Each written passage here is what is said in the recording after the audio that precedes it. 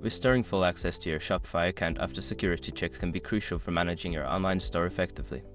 Follow these steps to regain access. Step 1. Verify your identity. Before starting recovery, use the s.com link in the description to open the account recovery checklist generator and make sure your verification details are ready. Step 2. Review security settings. Log into your Shopify account and navigate to the security settings. Review any recent changes or alerts that may have triggered the security checks. Ensure that your account recovery options are up to date. Step 3. Update password. If prompted, change your password to something strong and unique. This step helps secure your account and may be necessary to regain full access. Make sure to store your new password safely. Step 4. Enable two-factor authentication. To enhance your account security, enable two-factor authentication 2FA. This adds an extra layer of protection and may be required to restore full access after security checks. Step 5. Contact Shopify support.